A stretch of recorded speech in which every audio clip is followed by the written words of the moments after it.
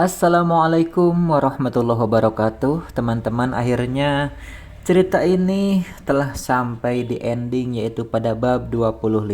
Oke teman, daripada berlama-lama dan Anda semua mungkin merasa kesel, lebih baik kita langsung saja bacakan ceritanya. Namun ada yang Apip tak sadar bahwa ucapannya mengejutkan Kania, adiknya yang berdiri di antara mereka. Sebentar, masa idah? Maksudnya apa, Kak? Mbak Ajalia sedang dalam masa idah? Tanya gadis itu. Kania curiga apa maksud dari idah yang Apip sampaikan. Ya, Apip menoleh ke arah Kania dengan melebarkan mata. Apa? Kamu dengar apa barusan? Aku bilang sudah, bukan idah. Kamu masih ngantuk. Apip berkelit dan justru mencari-cari pembenaran bahwa Kania memang salah dengar. Mengantuk, lirih Kania. Dia seolah sedang bertanya dan bicara pada dirinya sendiri. Saat itu ia mulai ragu kalau yang didengarkan memang sesuai apa yang dipikirkan. Wah, Apip menguap, ingin mengalihkan perhatian Kania. Sebaiknya kalian istirahat, ini sudah sangat malam. Apip lalu berjalan ke arah sofa, meninggalkan dua perempuan di depan kamar, menata tempat agar ia bisa berbaring sedikit nyaman di sofa. Azalia mengangguk, lalu masuk begitu saja ke kamar yang pintunya sudah dibukakan Apip untuknya. Kania, ayo, kini wanita yang wajahnya masih bengkak lantaran menangis itu bergantian memanggil Kania yang masih membeku dalam lamunan. Kania terhenyak begitu sadar ia pun masuk dengan ragu. Gadis itu menyempatkan diri menoleh sebentar ke arah Apip yang sudah tampak berbaring di depan sana. Lebih tepatnya pria itu sedang berpura-pura tidur, sebab tak ingin Kania mengajaknya bicara dan membahas tentang masa idah.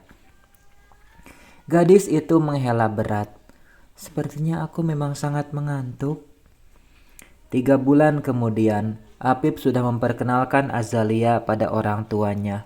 Berkat bantuan Kania yang terus memuji-muji dan menceritakan hal baik tentang Azalia, orang tuanya menerima wanita itu dengan senang hati. Untunglah kehamilan 3 bulan itu masih tampak rata, hingga dari pihak keluarga Apip tak ada yang curiga. Sementara itu, bapak dan ibu Azalia memilih bungkam demi kebaikan mereka. Begitu juga Amir yang masih bingung melihat situasi di depannya. Akan tetapi setelah mengenal Apip, barulah dia sadar kalau pria itu tak buruk untuk kakaknya. Jauh lebih santun malah dibanding Jafir. Selain itu juga sama-sama tampan. Sementara itu Rania juga telah pulang ke rumah. Selama 3 bulan Jafir merawatnya dan terus berada di sisi sang mama. Keberadaannya di sisi Rania tentu saja membuatnya seringkali bertemu dengan Deandra yang tak berhenti mengunjungi wanita itu. Bagaimana kabar kamu, Dek? Japir meletakkan kopi buatannya di nakas. Alhamdulillah baik.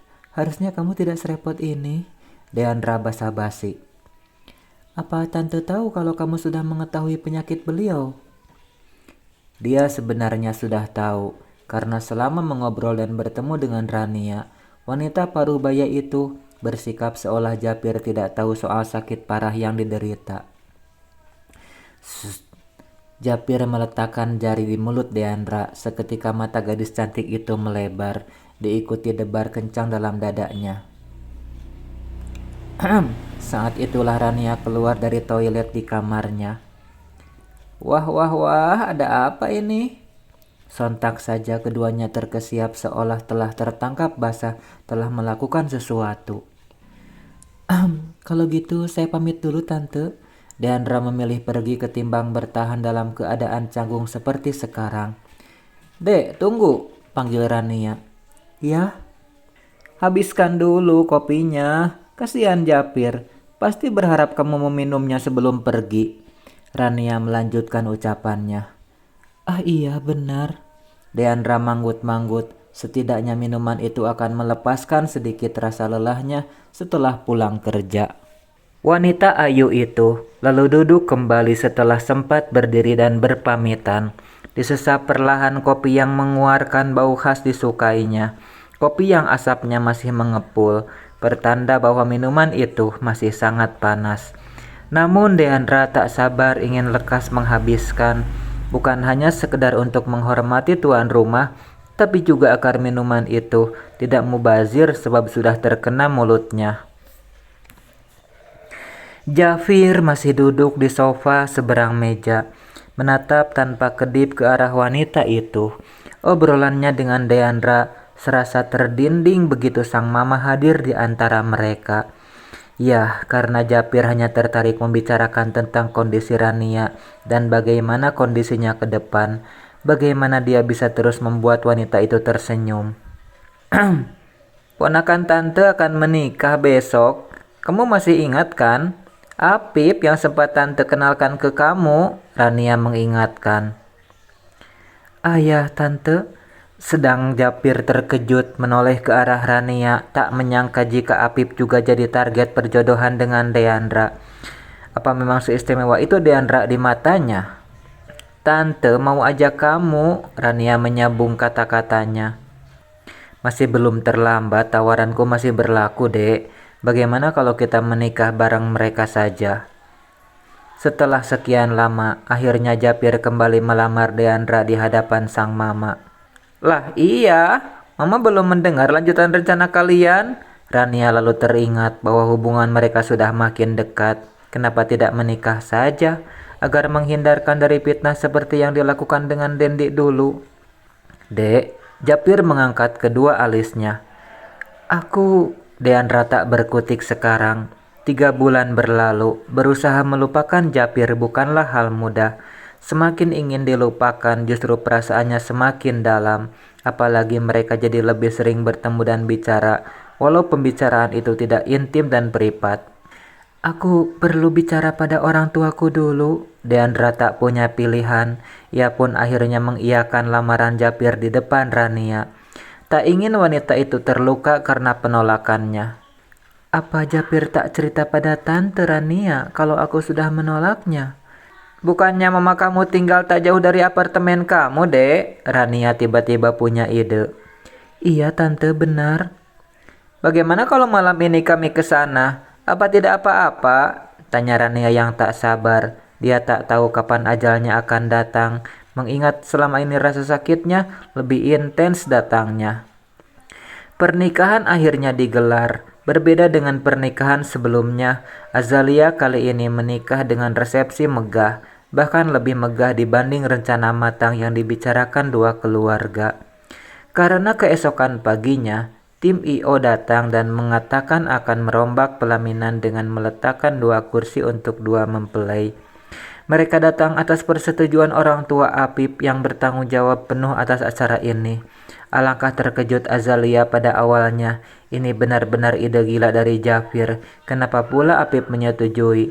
Apa mereka bersekongkol untuk menekannya? Azalia tak punya pilihan dan menerima begitu saja, karena tentu tak akan mudah melupakan seorang pria seperti Jafir, yang dia pikir pria paling sempurna dalam hidupnya. Namun sejak kejadian 3 bulan lalu, perempuan cantik itu memutuskan untuk belajar menerima takdir. Walau entah apakah nanti ia bisa mencintai Apip dan sebaliknya Apip mau belajar mencintai wanita sepertinya yang tak lagi suci. Semua orang tampak senang kecuali Azalia yang berusaha keras menutup lukanya dengan senyuman. Sebanyak apapun ia menahan tangis, air matanya sesekali luruh. Untungnya orang-orang pikir itu adalah air mata bahagia. Lalu Jafir, pria yang tampak tegar dan bahagia demi ibunya.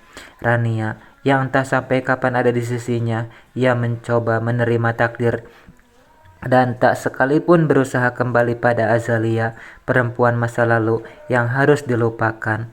Deandra juga menangis dalam akad. Ia tak menyangka akan menikah dengan Jafir. Walau masa depannya dengan pria itu masih seperti sebelumnya, suram. Ia tak tahu apakah Jafir kelak bisa mencintainya. Kini dua pasangan itu telah sah menjadi suami istri. Tak mudah menyatukan ini semua. Bukan hanya Apip yang berkorban sangat banyak agar mereka bisa bersanding sekarang, tapi Jafir, Azalia, dan Deandra. Mereka semua memiliki pengorbanan yang sama. Sementara itu, Ibu Azalia yang juga berada di panggung pelaminan menatap dengan mata berkaca pada putrinya. Ibu tak menyangka, nak, jika nasibmu sama seperti ibumu ini, harus hidup dengan pria lain yang bukan ayah dari anak dalam kandungan ibu. Walau begitu, ibu harap dan berdoa nasibmu sebaik ibu, bisa bahagia dengan pria sebaik pria yang kamu panggil bapak sekarang. Tamat. Kirain si Japir mau kembali lagi ke si Ajalia ya. Mudah-mudahan penulisnya ya Mbak Wapa Parha membuat lanjutannya atau semacam istri yang diharapkan ibuku 2 gitu ya. Terima kasih teman-teman sudah menyimak cerita ini sampai tamat. Assalamualaikum warahmatullahi wabarakatuh.